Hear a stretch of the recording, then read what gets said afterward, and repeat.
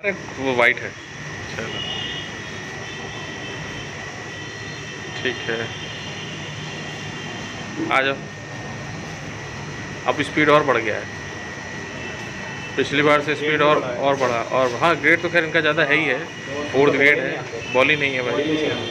हाँ, ये सब इनकी विल पावर का कमाल है, विल पावर, और बहुत मेहनत भी किया उन्होंने। तो कपिल जी कैसा लग रहा है अभी? सर बहुत अच्छा लग रहा है। पिछली थेरेपी कंप्लीट हो गई है ठीक है। और बहुत हल्का फील हो रहा है, यानी कि जॉइंट्स में किसी तरह का कोई पेन नहीं है अब। ठीक है। और चलने में भी कोई दिक्कत नहीं है, रिलैक्स होके चल पा रहे हैं। ऐसा नहीं लग रहा है कि कोई एवियन पेशेंट चल रहा है। हाँ हाँ हाँ, थोड़ी लिम्पिंग तो है सर अभी भी, लेकिन हाँ, वो एक्चुअली ग्रेड ज़्यादा है। बॉल ही नहीं है ना, ग्रेड ज़्यादा है, बॉल काफ़ी डैमेज है उसमें, बचा ही नहीं लगभग। बट फिर भी जब तक चला रहे हैं और जब तक हम लोग की मेहनत से चल रहा है, आपकी मेहनत से जितना चल रहा है चलाइए इसको, जितना चला सकते हैं। तो ओके, थैंक यू। ट्रीटमेंट से हैप्पी हो? बहुत है।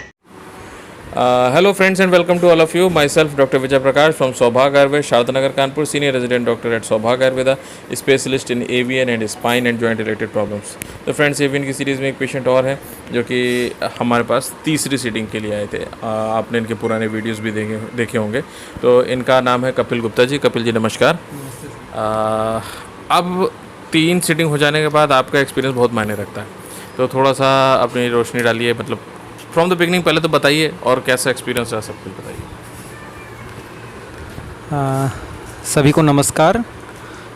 सबसे पहले तो मुझे 2019 में मेरा एक्सीडेंट हुआ था, जो कि मैंने पहले बताया था, और उसमें स्कूटी से स्लिप होने के कारण से मेरा जो फीमोरियल हेड था वो फ्रैक्चर हो गया था। और फिर उसको स्क्रू से डॉक्टर्स ने, वहाँ के जो ऑर्थोपेडिक डॉक्टर हैं उन्होंने स्क्रू से उसको सेट किया था।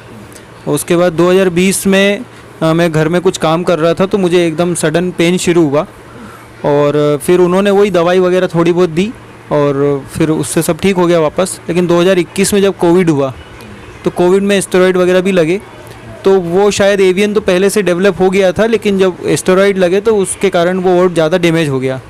तो वो फिर वो एक्सरे में क्लियर समझ में आ रहा था, तो ऑर्थोपेडिक डॉक्टर जो थे उनने कहा कि आपको एवियन हो गया है।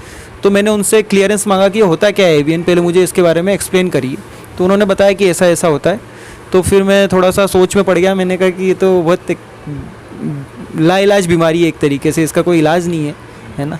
एलोपैथ में तो बिल्कुल नहीं है, एलोपैथ में सिर्फ एकमात्र इलाज है रिप्लेसमेंट।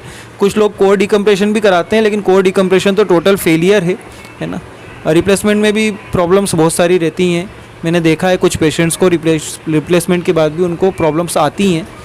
तो फिर उसके बाद में जब डॉक्टर ने इतना सब कुछ बताया तो मैंने यूट्यूब पे सर्च किया, तो यूट्यूब पे हमारे विजय प्रकाश सर मुझे मिले, और जैसे सर्च किया उसी दिन मैंने सर से बात भी की। तो सर ने पूरा बात किया अच्छे से। फिर सर ने बोला कि जो स्क्रू डले हुए हैं वो पहले आपको निकलाना पड़ेंगे, तभी हम लोग हमारी थेरेपी कर सकते हैं, जो आयुर्वेदिक न्यूरोथेरेपी होती है। फिर मैंने तुरंत डिसीजन लेकर के स्क्रू निकलवाए और उसके नेक्स्ट मंथ में फ़र्स्ट थेरेपी के लिए आया। जब फर्स्ट थेरेपी के लिए आया था तो लिम्पिंग भी काफ़ी थी और पेन भी कभी कभार ज़्यादा होता था, कभी कम होता था। और एक ही पैर में है तो दूसरे पैर पे भी उसका लोड बहुत ज़्यादा इफ़ेक्ट पड़ रहा था। तो फर्स्ट थेरेपी के बाद मुझे काफ़ी रिलीफ हुआ और मेरी चाल में भी काफ़ी सुधार हो गया था। तो मैंने पहले ही मन बना लिया था कि मैं सेकंड, थर्ड और इवन फोर्थ थेरेपी के लिए भी आने वाला हूँ, पहले से डिसाइड कर लिया था, क्योंकि फर्स्ट थेरेपी में जो रिजल्ट रहा वो बहुत ही अच्छा था। फिर उसके बाद सर ने जैसा हमको बताते हैं कि जो प्रिकॉशन रखना है, कहीं ना कहीं हम जब ये एवियन जब बीमारी आती है, जब हम प्रिकॉशंस हमें पता ही नहीं होते हैं एक्चुअल में। प्रिकॉशंस में सर बार बार बताते हैं हमें कि नीचे नहीं बैठना है ना, मांडी मार के तो बिल्कुल नहीं बैठना है, फिर उसके बाद बाइक नहीं चलाना है, सीढ़ी नहीं चढ़ना है। ये सारे प्रिकॉशन हमको बहुत अच्छे से रखना होते हैं, जो हम कहीं ना कहीं इनको अवॉइड कर देते हैं तो वो एवियन बढ़ता जाता है। बीमारी ऐसी है कि फर्स्ट, सेकंड, थर्ड और फोर्थ ग्रेड तक बहुत जल्दी पहुंच जाती है। तो मैंने सारे प्रिकॉशन रखे बहुत अच्छे से, डाइट को बहुत अच्छे से फॉलो किया। फर्स्ट थेरेपी के बाद में मैंने पूरा रॉ डाइट रखा 1 महीने, और 80% रॉ डाइट पर तो मैं आज तक हूँ। पूरा 1 साल होने को आ गया, 80% रॉ ही खा रहा हूँ। और यहाँ पे भी जब भी आता हूँ कानपुर में तो मैं रॉ डाइट पे ही रहता हूँ। तो उससे भी काफ़ी अच्छे रिजल्ट मिले, मेरे 14-15 kg वेट लॉस हो गया उससे, और काफ़ी अच्छा रहा। तो मेडिसिन भी पूरी टाइम टू टाइम मैंने ली हैं पूरे एक, और काढ़ा भी मैं दोनों टाइम पीता ही हूँ सर का, उससे बहुत इफ़ेक्टिव है। कुछ पेशेंट्स ऐसा बोलते हैं कि अरे बहुत कड़वा है। दवाई तो हर कड़वी होती है, लेकिन उसका जो असर होता है वो आगे इफ़ेक्टिव होता है, उससे कोई दिक्कत नहीं है, सभी को पीना चाहिए काढ़ा। तो फर्स्ट थेरेपी के बाद में मैंने वाटर फास्टिंग भी रखा 7 दिन का, और 7 दिन की वाटर फास्टिंग में काफ़ी चैलेंजिंग होता है वाटर फास्टिंग रखना, लेकिन वो मैंने कर लिया और उससे मेरा काफ़ी वेट लॉस हो गया। तो वेट की तो प्रॉब्लम, क्योंकि वेट लॉस इसलिए करना ज़रूरी होता है क्योंकि जो आपका हिप जॉइंट है उसी पे पूरा असर आ रहा होता है। वेट लॉस अगर कर लेंगे तो काफ़ी कुछ उसका वेट कम हो जाने के कारण असर कम हो जाता है, हिप जॉइंट पे लोड नहीं पड़ता है, तो उससे बहुत रिलैक्स हो जाते हैं।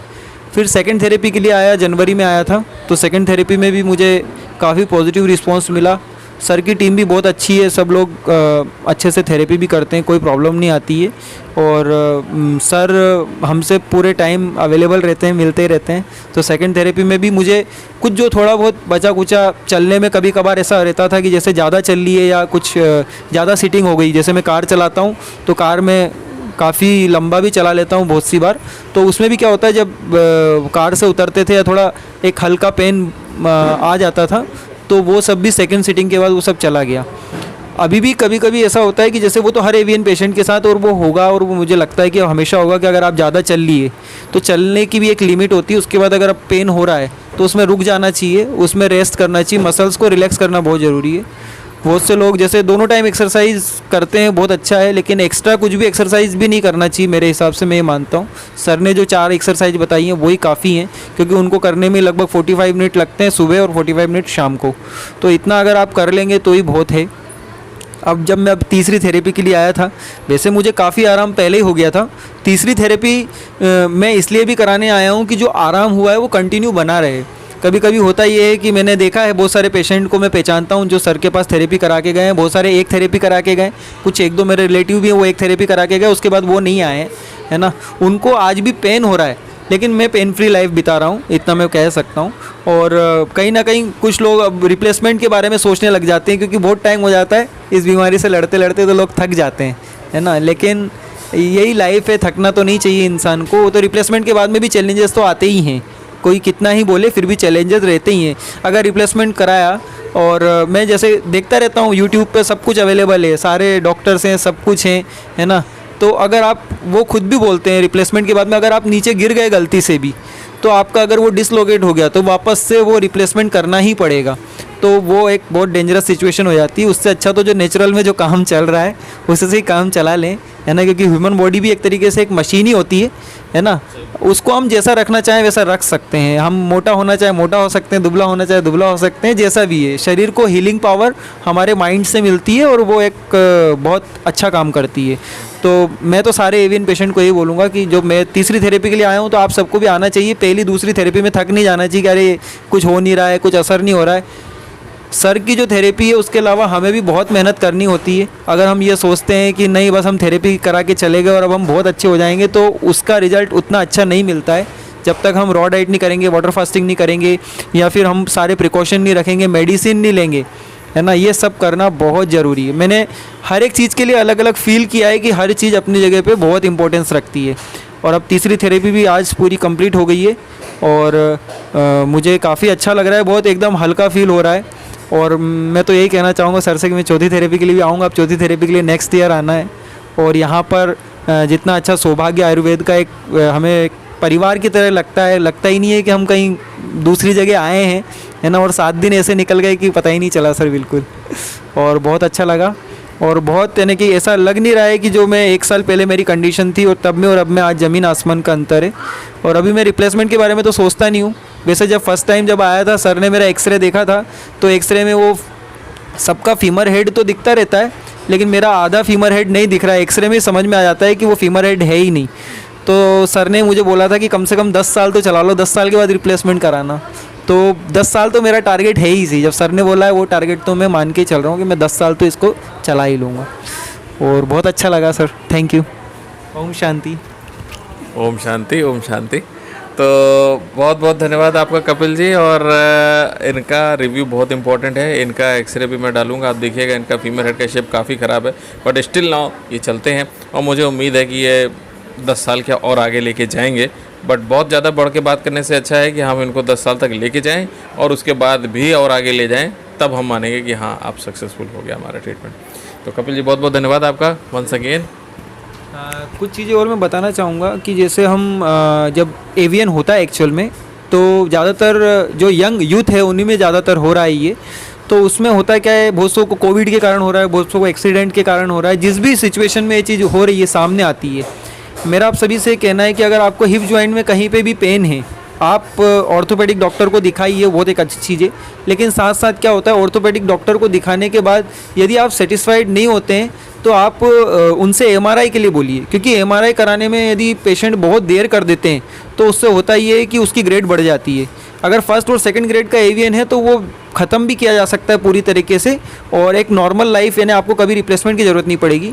और डिप्रेशन से बचने के लिए सबसे अच्छी चीज़ होती है, मैं सहारा लेता हूँ हमेशा, मैं मेडिटेशन करता हूँ, है ना। मैं ब्रह्मा कुमारी परिवार से भी जुड़ा हुआ हूँ सर मैं, तो वहाँ पे जो मेडिटेशन सिखाते हैं, मैं लास्ट 14 ईयर से वो मेडिटेशन भी फॉलो करता हूँ।